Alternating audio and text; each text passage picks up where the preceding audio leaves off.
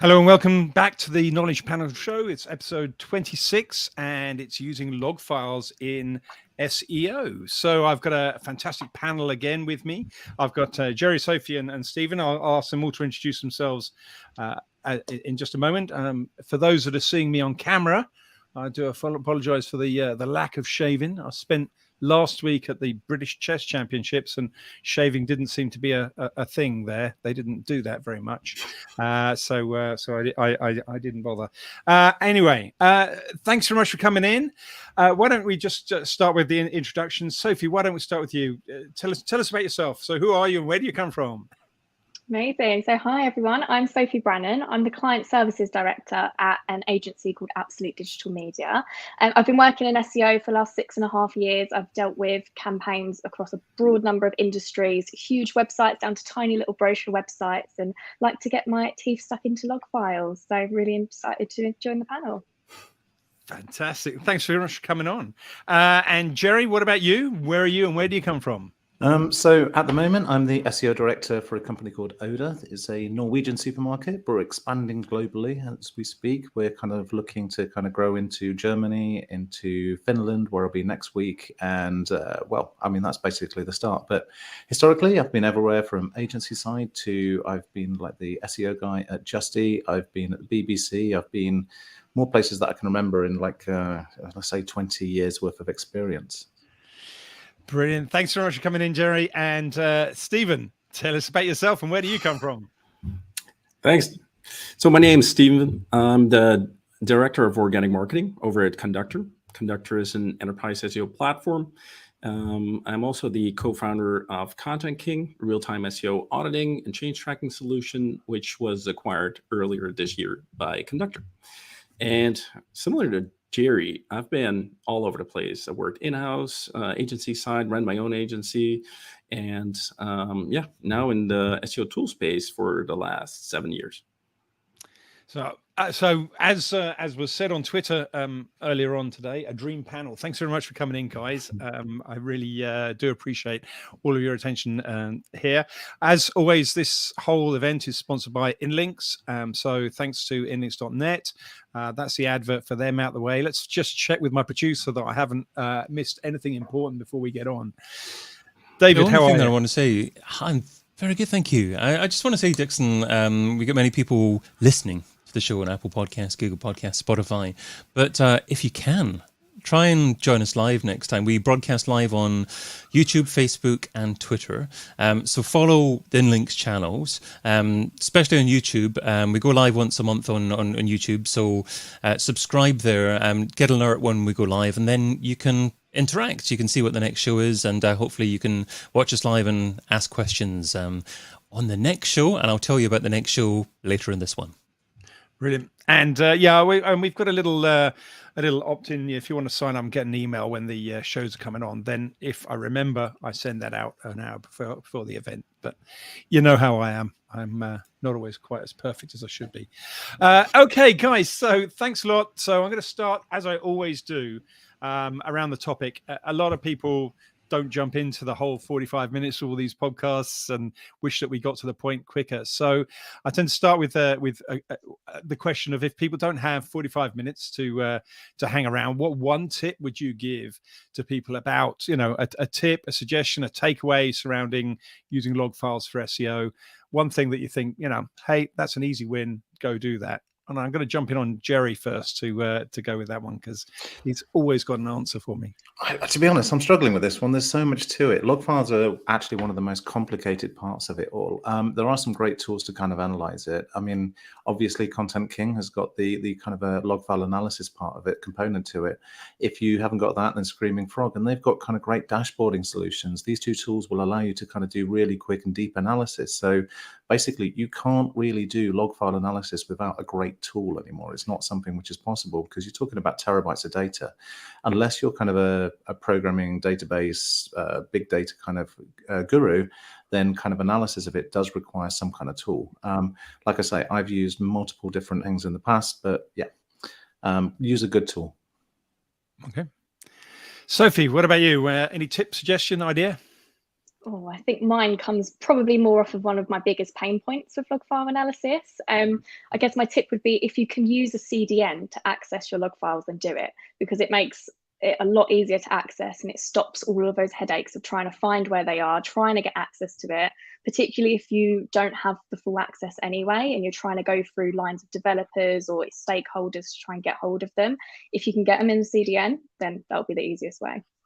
Okay, we'll probably come back to that, because I was going to talk Mhm. about CDNs anyway, because they add, I'm so old that CDNs didn't exist when I started, and to Gerry's point, I used to use a templated Excel spreadsheet where you could cut and paste everything into a spreadsheet, and then I did some Manual. analysis. Yeah, I'm really old school, but things have moved on a little bit. So can we come back to CDNs? Stephen, a thought for you, and obviously I think it's fair to say, use the Content King tool. You're allowed to say that. It's okay. I'm not going to stop you from talking about your own tool, but any tip? Yeah, so love what Gerry and Sophie said, and continuing where Sophie left off, using CDNs, where you can basically you can plug in the log streams from CDNs into SEO platforms such as Content King, for example, and you can get real-time insight into what's going on your site. So that's super useful. A lot of folks think about log file analysis as like a rigid process that you go through once a year, and it takes forever. And you need to bribe people with donuts to get the log files in the first place. But there's a whole new world out there, and yeah, I would highly recommend exploring it. So, okay, well, let's start with the CDN thing then, because that's kind of, well, actually, no, before we go into the CDN, and I'll come straight onto that one, because I think we should get into that. But let's just, for those that CDN is 2 steps too far, let's just ask, what is the real difference between a log file analysis and just using Google Analytics? I mean, is a question that I'm asking rhetorically, but does someone want to jump in and say, what are the main differences between log files and things like Google Analytics, which is what we all use? Yeah, I'll jump in. Basically, Google Analytics is really very, very different to log file analysis. I mean, a bit of history actually there is the fact that Urchin actually used to be, well, in fact, when we first started doing web analytics, it was based on log files. But we are going back to when Dixon was young, so we are talking quite a long time ago. But basically, yeah, since then, what we've done is we've been sort of almost firing this client side. So basically, when a user interacts with the page, then JavaScript's fired. And so we only track users in analytics packages. In fact, we actually try really hard in analytics packages to only track users. And normally the best way to do this is to basically only track the ones that are firing JavaScript, and then basically filtering it then down. We're going to be talking about user agents later on, but basically we try to kind of restrict it right down. Whereas log files, it's kind of the opposite. It's literally trying to understand what is hitting the server and how it's hitting the server, why it's hitting the server. What that doesn't track is when doesn't hit the server. So a good example of that is we often have interactions within pages which don't necessarily fire kind of a something back to the server. For instance, if you click play on a YouTube video, it won't actually fire back to your own server, so it doesn't get tracked in the log file. So fundamentally, the two now have very, very different purposes. And I think one of the things we'll be talking about here more for log files is we don't really even look at users in log files. We want to look at the robots. We want to look at people like Google, how Google crawls your site, how Bing crawls your site, how some of the other search engines actually hammer your site, and what we can do to kind of either stop them or improve the way in which they go through it. And I think that's the biggest thing that we look at in log files, is basically the inefficiencies of how sites are being crawled. Whereas in analytics packages, we're almost looking at inefficiencies of how to convert users. So they have kind of similar purposes, but really totally different. Stephen, do you try and blend sort of JavaScript-based signals with log file-based signals to have one kind of streaming signal, or do you keep them separate? Personally, I keep them separate because I look at the crawlers and users in different ways, as Gerry explained. When it comes to log files, I zoom in on Google's behavior primarily because it's the dominant search engine in most countries that we target. And I am looking for ways to improve the time to crawl, time to index, and time to rank. Because obviously, when you push the button and you publish a content piece, you want it to drive organic traffic as soon as possible. And especially when you start analyzing that in real time at scale, it gets really, really interesting. Okay, so then Sophie, what? Let's go back to. Feel free to add to those 2 points, but let's go back to this CDN thing. You made the point at the top of the show. If you can get your log files through CDN, through the CDN network instead of through the end server or whatever, then that's going to be a better thing. I've got a couple of questions. I've got 2 or 3 questions really. I'll just sort of throw them all out there to you, to you, Sophie, if that's all right. Do all the CDN systems provide that data very effectively? And why is it better to have the CDN stream rather than the end server log file data? Why? Yeah, why and how easy is it? Yeah.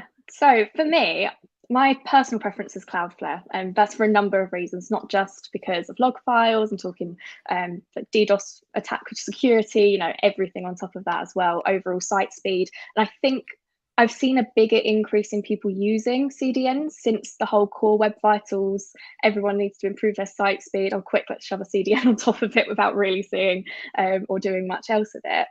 The reason why I prefer using the CDNs is literally the ease of access more than anything, particularly when you're working with big corporate companies, big brands, or even just people who don't know where their log files are, or they're dealing with kind of legal teams, really strict legal teams. And there's a whole other range of issues there, which I think we might talk about a little bit later, which we can with GDPR and things.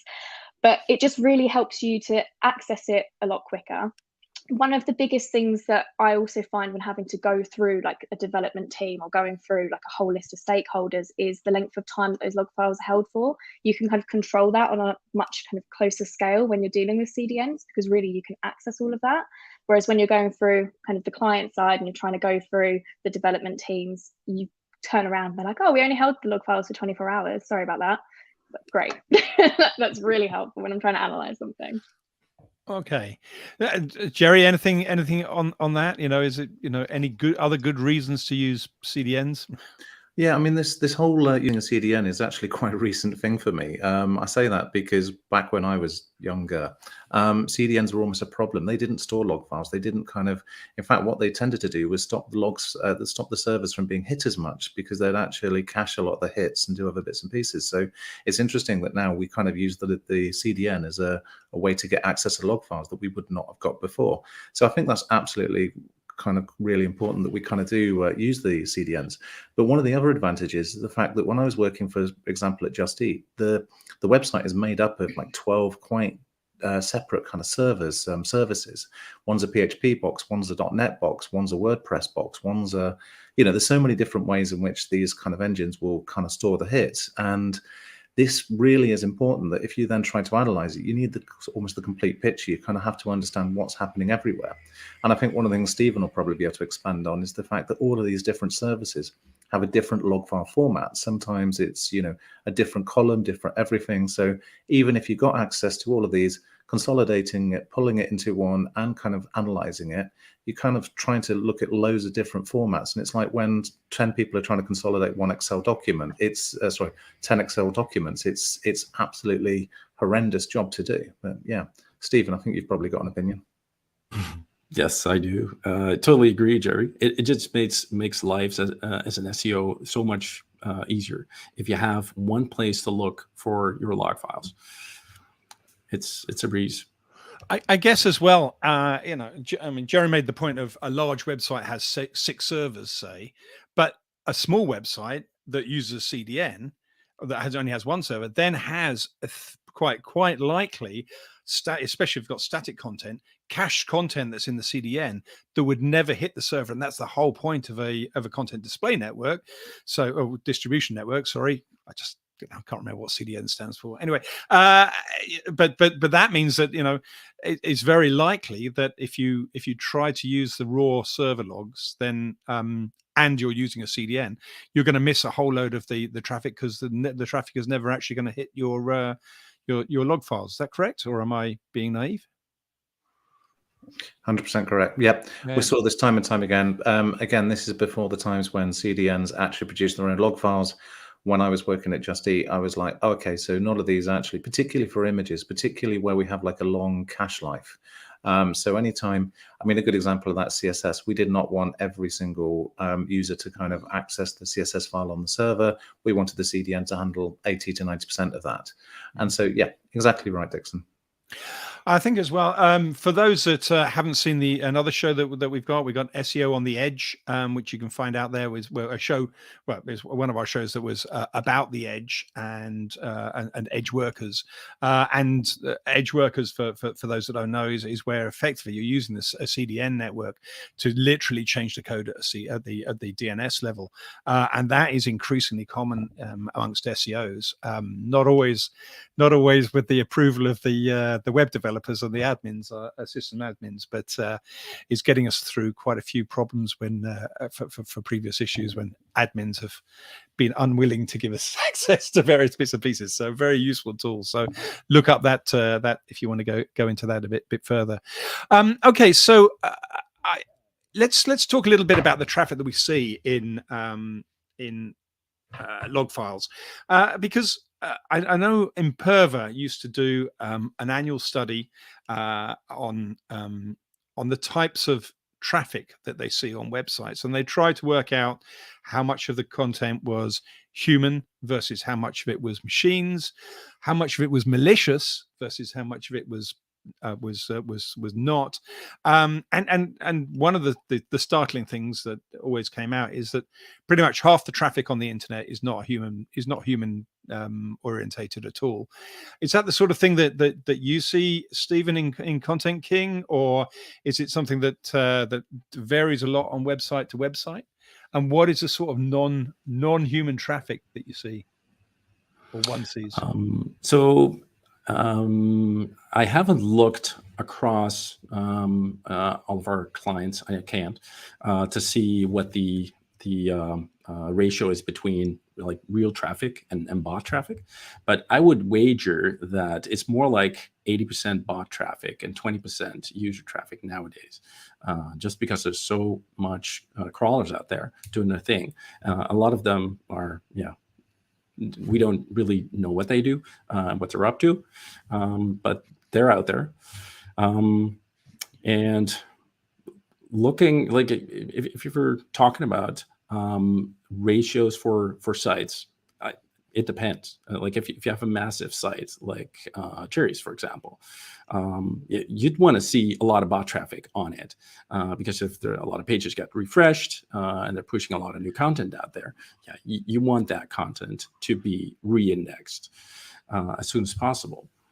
So I'd rather have like 10% human traffic and 90% Google traffic on my site than say 50-50. Because whenever I publish something, I want Google to eat it up. Okay. I wonder if the rest of you, Sophie, have you got the same sort of views or different views?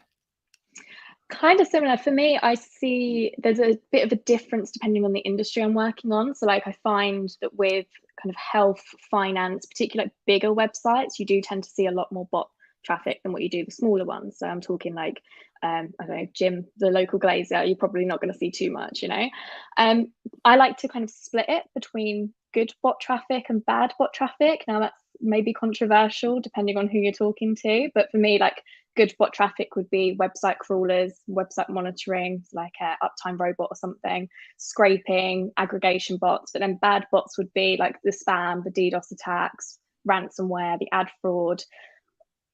It does depend. I really hate saying it. I really try and avoid saying it.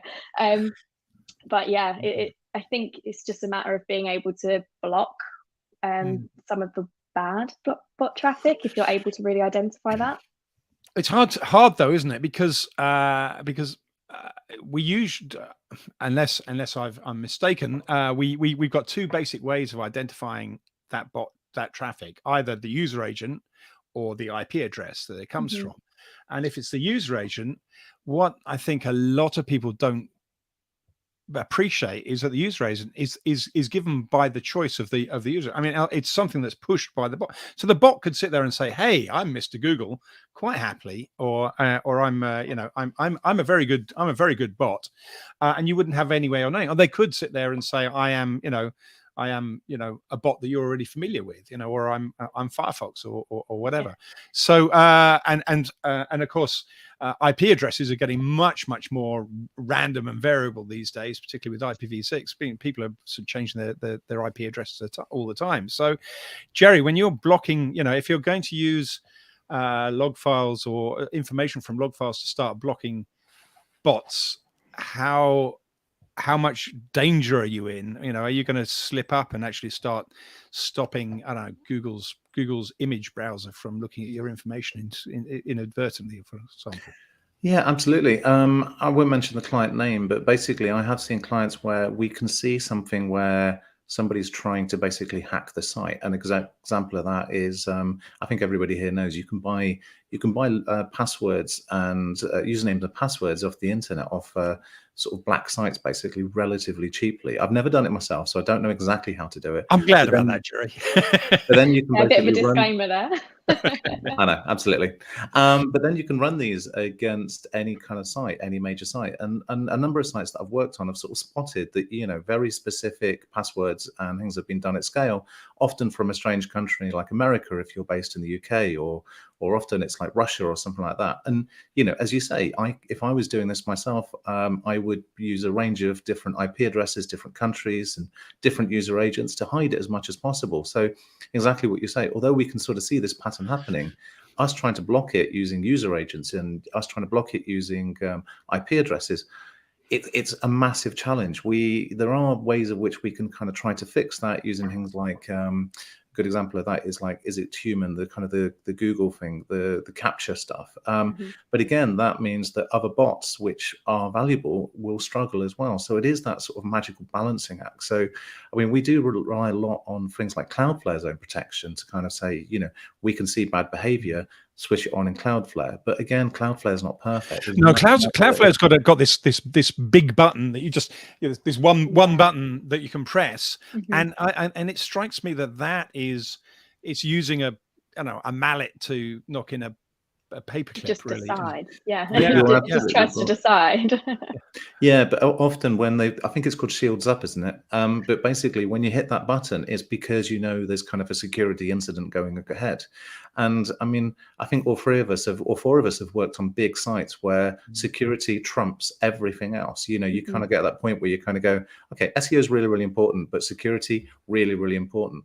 But again, I've often found it where they've hit the button almost, and they've almost forgotten they've hit the button until suddenly I think we start falling out of Google and kind of going, oh, we seem to be blocking Google, but as a user, I can't see it because we've been whitelisted because we're UK based, or we're whitelisted because of this or the other.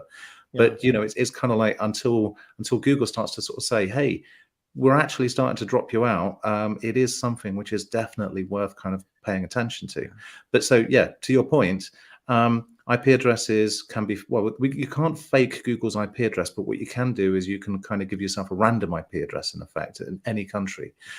You can fake user agents completely. So I mean, I for one often browse news websites that I don't want to pay for by pretending I'm Google, and they just magically let me read all the private content and everything. So I think a good example of that as well was when everyone was, a few people booking in their COVID vaccines, and everyone was trying to skip the NHS queue by doing exactly that. It was all over Twitter, changing their user agent. So it's hard. And same talking about kind of just blocking certain regions or kind of countries. People use VPNs all the time. People are so much more invested in their own privacy and their own security, and it's probably becoming a bigger trend than ever. That's where it starts getting really dangerous. Yeah, and I'm British and I've got a TV license, so I definitely want to be able to watch the iPlayer, use my iPlayer from abroad. So I use VPN for that all the time as well. So I think we do use that. We're more and more of us are using VPNs, and certainly a hacker, whether good or bad, whether a good person or bad, they know how to use a VPN, so they're gonna, so it's not going to be an effective barrier. And I think on Cloudflare there's two different buttons. There's we've got a DDoS, a denial of service attack happening right now. Press this button. I understand that. If you've got panic, it's great to have a button. What I worry about is their more subtle, here's the setup that's running in the background sort of thing, that if it's just taken at face value, you start to miss an awful lot of potentially good traffic. Because if you want somebody, coming back to the idea of SEO being the subject of the podcast, if you want somebody to click on your website from a search engine, whether it's YouTube, whether it's Majestic, or whether it's Bing, or whether it's a image search engine, or anything that's not the core. Google is the biggest search engine. There's loads of different Google crawlers and stuff. Then if you don't let the bots see that information, then a human will never click on the link that's then indexed by that information. So I think people forget that quite a lot. So anyway, feel free to carry on, come back on that one. But let's talk about error codes and how that can be useful on log files. And let's get to something really useful for SEO. Why can't I see error codes in Google Analytics? And what error codes can I see in log files that I can use to improve my SEO? I see Gerry's come off his mic, so we'll let him go in. Sure. I mean, this feels like a great question for Content King, to be honest with you, but I'll go in first. The fundamental thing is that JavaScript can't see the error code. And as we mentioned before, Google Analytics uses JavaScript to kind of tell you what type of sort of page it is and everything like that. So if it can't see the status code, then there's no way to know if it's an error code. Now, I do actually hack in error codes into Google Analytics a lot of the time. So, I often kind of go, hey, can we make sure that we track which ones are 404s, which ones are 500s, if you can put your analytics code on the 500 page, which is sometimes a challenge. So fundamentally, that's one of the key things that's really, really different. So Google Analytics literally only uses JavaScript to kind of like understand what's the pages. So unless it can know what the error code is, then there's no way for it to see it. But equally, you can build other things into it, which you can't necessarily build into the hits. So for instance, you can say stock levels, or you can say whether or not pages somebody's logged in, logged out. So there's loads of other different codes which you can put into analytics that you can't necessarily put into log file analysis. So they're different. And one of the things that is important is understanding like what goes where and how to consolidate the information afterwards. Okay, I'll come on to Stephen last on this one, I think, because you've probably got plenty to say. But Sophie, are there any error codes that you very much look out for, because you're looking at log files probably day to day more often than Stephen or Gerry or me? Yeah, I mean, for me, the 404s, the 500 errors, particularly on large e-com websites where there's like loads of people accessing the site on a regular basis, updating products, taking things down, not putting redirects in place. Or when they do put a redirect in place, let's put a 302 in because they don't know the difference, and all this kind of stuff, because they're not there for SEO. They're there just to manage their website. They're just there to manage their stock.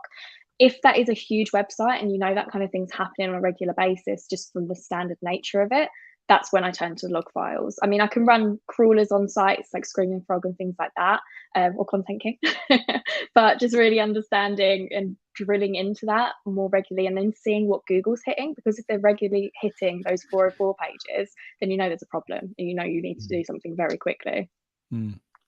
Stephen, what do you want to add in there?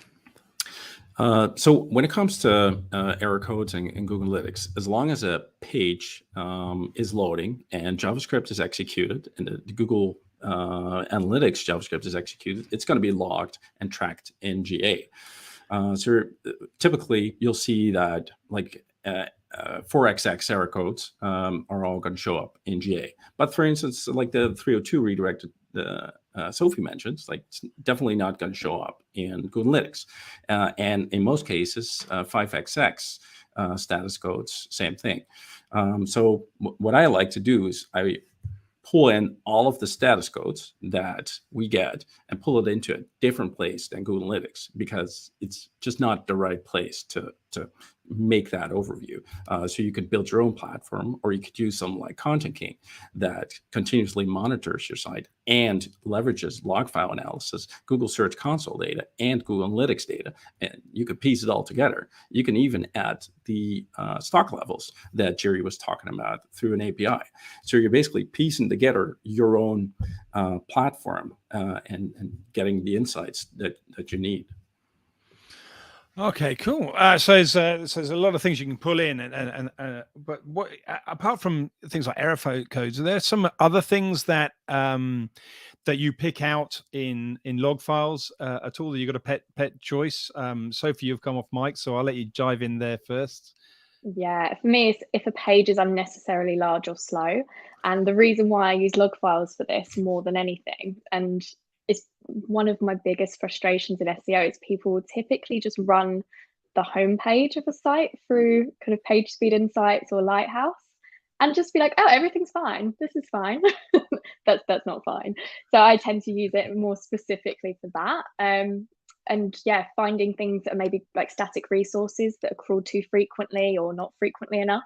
But yes, the page speed, especially with this whole turning around towards the core web vitals and user experience and like the big trend towards that. A lot of clients I see on a kind of monthly basis are asking a lot more, what are you doing with our site speed? What are you doing with our core web vitals? Now, that's not always going to be the top priority, but being able to really identify that in a much larger website where it's going to take a really long time for it to crawl on kind of a website crawler, like a Screaming Frog, for example. Yeah, so do you then use that also to find, you know, really large image files that are sitting there, just, you know, they're actually a little icon in the browser, and but when you look at them, they're 4HD, Ultra HD, and that's really slowing stuff, and you wouldn't see it another way. So I think that's a really good example. Gerry, Steve, any other things that that we need to bring out before we hit the top of the show? I think the one thing that I get inspired I basically find interesting is the wastage. Basically, you often find that there's like parameter URLs that are being crawled at scale. There's subdomains that are being crawled, or there's often things which you don't expect. I mean, the funny thing about log files is the fact that you tend to look for things that you didn't really see anyway, almost. I mean, a lot of the time we kind of look at the website, we have a kind of understanding of the website, and using tools like Content King or Screaming Frog or whatever kind of crawler we've got, we have a really good idea of how Google should be seeing the website. But then often we kind of look in the log files and we're often surprised when we go, oh, Google has got a bit weird over here, or Google's found something over here. I mean, one of the things that I would mention is before you get into log files, another place you can look for the same kind of information is in Google Search Console. There's something called the crawl stats section, which I think is massively underutilized. And whilst we're talking about log files, I think kind of starting there allows you to kind of go, okay, this is something which I need to look at, and then you go to the log files. It's almost kind of a, where do I start to kind of then go somewhere else? I mean, one of the things Sophie mentioned before is things like 302s versus 301s. We kind of understand the difference, but explaining to a developer that a 302 will be hit hundreds of times, whereas a 301 will be hit a few times before Google will kind of go, okay, this seems to be permanently moved over here. 302 is like, oh, I have to keep checking back and checking back and checking back. So a lot of the time developers, IT guys, they want to improve the crawling. They want to improve the efficiency of serving content to not just users, but also to the search engines, especially if a huge proportion of the traffic is search engine based. We want to improve the efficiency there. And the best way to do that is to kind of go in log files. Another thing Sophie mentioned was like page speed. And one of the things that I never knew before recently was that there was like a status code called a 304.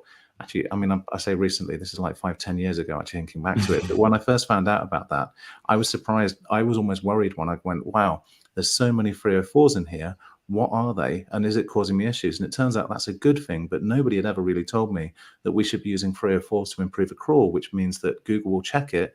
And then when it comes back again, it won't re-scan the page. It will know that it's not been modified because that's a not modified status code. All of these kind of little things, which you kind of go, okay, These are the little things that are kind of massively improving things. Or this is where Google's gone a bit crazy over here and has found some spider trap or something, which means Google's kind of finding millions of pages of parametered content that it doesn't need to find. A good example, going back to kind of my time at Just Eat, we had hundreds of thousands of subdomains, and Google was crawling them even though they weren't generating any traffic. It was just basically canonicalized back to the main site. And we didn't realize just how bad it was until we started doing log file analysis. I might come back with some of that, but I wanted Stephen to have a chance to wade in. Yeah. I love the 304 and using Google Search Console's crawl stats report to get some pointers on where to optimize to use your site's crawl budget more efficiently. So what we typically see is that a lot of sites are not leveraging the 304 not modified HTTP status response. So let me ask, how do you leverage a 304? I mean, so basically what you're saying is a 304 response is better than a 200 response. Is that right? It depends. So if you've got content that's not changing or not changing that often, it makes a lot of sense to use the 304 response code, because you're essentially telling both browsers and crawlers, like, hey, this piece of content, whether it's a font or a logo or HTML, it hasn't changed. So you don't need to fully crawl it. It hasn't changed. So you can use whatever you have. And that way you decrease unnecessary load on the site. So for example, like a company's logo doesn't change that often. It's totally fine to use the 304 HTTP status there. And you can use it in a bunch of places where it makes sense. So you do it on the logos and the images, not necessarily on the HTML pages, URL itself. Is that right? Yeah, how do you do that? I mean, if I'm a WordPress user, am I stuffed? Do I need to be a little bit more tech savvy than that, or can I do it in WordPress? There's probably plugins for that. So any speed plugin that's worth their salt is going to have options for this. So that's built in pretty much any plugin I've seen. Okay. Cool. And that, yeah, sorry, Gerry. No, I was going to say you can also do that using the CDN layer, basically. So, often that's what CDNs are really, really good for, is kind of going, actually, I want to cache these hits and use a 304 and other bits and pieces. So it does exactly what Stephen's saying. It kind of gives you the ability to kind of go, okay, these image files, I want to basically extend the data point. Oh, talking rubbish now. I'll pass you back to Stephen. No, I'll move on, because I want to get onto GDPR just briefly before the end, and before that, you brought up I think it was Gerry, the idea of actually Sophie brought it up, really. Data basically is large files, and that being really obvious when you look at log files and you suddenly see that 80% of your resources have been used to load images, and you didn't know you had an image rich site or something like that, or it's just been streaming a video to one person for the last 24 hours or something. But does that mean, is that an opportunity to talk to data to developers and systems admins in a language that they more understand? If you sit there and say, look, you're using 20% of your resources just to load this image up, you're going to get a faster reaction than if you say, look, you've got 3,000 bots hitting this web page or something like that. Is data a better way to communicate with systems admins, or is that it depends kind of question on the systems admin? I think, it's always an it depends question. I think anything's an it depends question, isn't it, really? I've always found it's easier to build relationships with developers if you are almost speaking their language, if you can show them how it impacts them rather than how it impacts you, or kind of just really building that bridge, because they don't really care. They've got their own kind of job list, they've got their own ticket system, they've got all of these things that they need to work through. Why should they care more about what you're trying to get pushed through than what they already need to?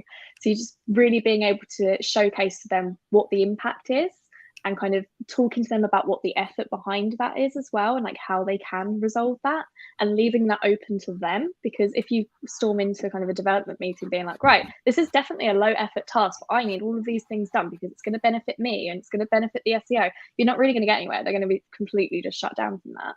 So I always think just talking to them in their language, showing them the data is going to help. Then I'm going to defend it. It's not. It depends. It's yes. You reckon that if you can talk to them in their language, then you're going to get further faster. Yeah, unless they know SEO, I guess. But that's really hard. I can't say I've found a developer who's like got the same level of SEO as what an SEO is. But yeah. Yeah. Okay. We agree with that, Gerry and Stephen. Absolutely. Yeah. Okay. Yeah. Never. It's more of a comms issue. Go on, Stephen. Yeah, it's more of a communications issue, as Sophie put it. Yeah. I think the worst habit I've seen from SEO people is telling developers how to do it rather than what they want to get done. If you kind of go, oh, you need to edit the HT-access file, and the guy turns around and kind of goes, we don't have a HT-access file or a .NET server, you look like you don't look like the best SEO guy out there. And it is basically your job to kind of talk to them about what you need and why you need it rather than how to do it. They're always very good at kind of telling you how they think it should be done and talking to you through it. And you need to be in those conversations because often they come up with a solution which doesn't really work for you. But equally, you almost have to trust them to kind of understand their own systems to kind of come up with the best ideas. Excellent. Okay, before we're nearly at the end of our time. These things go really quickly when you get into them. But I did want to just finish up with this question, which if you don't want to answer, that's absolutely fine. But GDPR law is something that, when it came in, I thought, well, I believe in this. And I do. I want people to opt in to have their data or not to have my data stored or whatever. But one of the quirks of GDPR law is that IP addresses are considered to be personally identifier information. So does that mean that that server logs are illegal? Who wants to go on with that one? So fundamentally, no, they're not illegal in the basis that, they have to be stored. They have to be stored in that way. Basically, the whole GDPR law is if your data, it's a bit complicated, but basically if your data is used and matched up in a different way. Now, if we kind of use the IP address to then retarget you and do sort of all sorts of bits and pieces and match it up with other kind of data sources, then yeah. But it's basically, if it's for the core service that we're doing, then absolutely we need to use the IP address and so on and so forth. Now, it is debatable whether an IP address is actually personally identifiable. The reason I say that is because I used to work at the BBC, and everybody at the BBC, whether we're in the Manchester, the London, or any other office, all shared one IP address. And it's the same with most organizations. And equally, as I browse around at home, my IP address could change. I could pay extra to have a fixed IP address, but I don't because I'm tight and I don't need one. But basically, an IP address is one of those things which is only just kind of a way in which you, at the computer that you're at, accessing the internet at that time. And again, as Sophie's mentioned, so many people now are using VPNs and other bits and pieces. It's quite interesting that, we still consider an IP address to be kind of personally identifiable. However, on the basis that, GDPR and I mean, the company that I work for, we don't use Google Analytics, for instance, because Europe has deemed it to be potentially illegal. So in Germany and Finland, we're looking at different tools. But what we are doing is we're not sharing the IP address externally. We're not using the IP address that we capture to kind of then share that with other tools and other services to kind of use it in ways for retargeting and other bits and pieces. But we are using it to kind of provide the best service and to make sure that what we do and how we do it is functional. So, without storing and using IP addresses, literally the internet would collapse. And whilst I'm a great believer in my level of privacy, I'm also a great believer in having a functional internet. No, I absolutely agree with all of you're saying. It's just that it wasn't me that said that deems that IP addresses are personally identifiable information. It's in the legislation, which seems to me absurd because there's no way you can. It's like having a telephone call between two people, but the system doesn't know what one of the telephone numbers is. That's not going to work. You need it to be able to do the communication. So.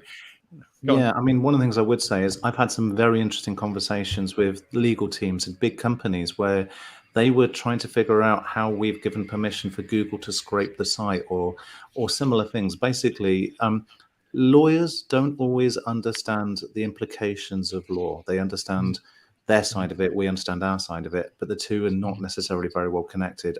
Internet lawyers are a new breed.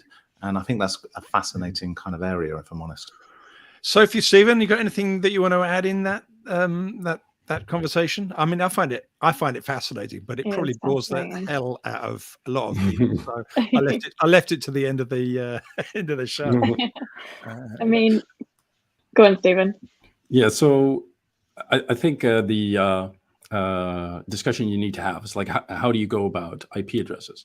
In a lot of cases, you can discard them, or you can just remove the last couple of octets. So and you can do everything that you wanted to do anyway. So it's not really an issue that's holding back your work as an SEO. So moving beyond that is pretty easy. Yeah, that's certainly what I do. Is on InLinks, we kind of have a tracking system on our. It's like Intercom. It's called Go Square, but it's sort of basically web chat system, which everyone needs to be logged into to be able to have a chat now. So I've got their email address and everything. So, but where I haven't got any of that information or haven't been given permission to hold that information, then we kill the last 3 digits of the IP address so that we're GDPR compliant. And obviously, if somebody signs up for the service, then they're obviously it's a different nature of a different relationship.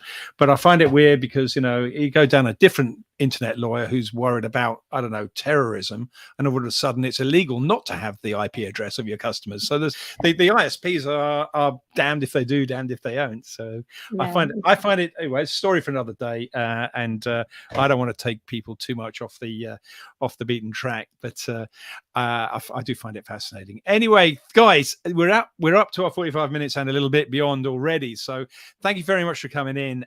Before I ask you all to please tell people how they can get hold of you and find out more, because a lot of interesting stuff come out of this session. I'm going to bring back my producer David to let us know what's happening on the next show and when that's going to be. Sure. The next show is going to be on the 19th of September, 4 p.m. BST. That will be episode 27, and the topic will be how do you target audiences using SEO? We're booking a few guests for that, and stay tuned to the InLinks channels to find out exactly who's going to be on that show. But the topic is going to be how do you target audiences using SEO, and the sign-up link is theknowledgepanelshow.com if you want to sign up and watch the next episode live. I might have to talk about GDPR again then. That's going to happen. Okay, guys. But thank you very much for coming in. Guys, before we go, can you tell people how they can get in contact with you, as long as you want them to? And please don't say what you can see on the screen, because bear in mind, most people are on Spotify or iTunes or whatever. So, Gerry, how can they get you? You can always find me. If you Google me, Gerry White, you can find me on Twitter, which is @Durgle, or you can find me on LinkedIn. They're the 2 best places to find me. Okay, and Gerry's with a G. Sophie, how do they find you?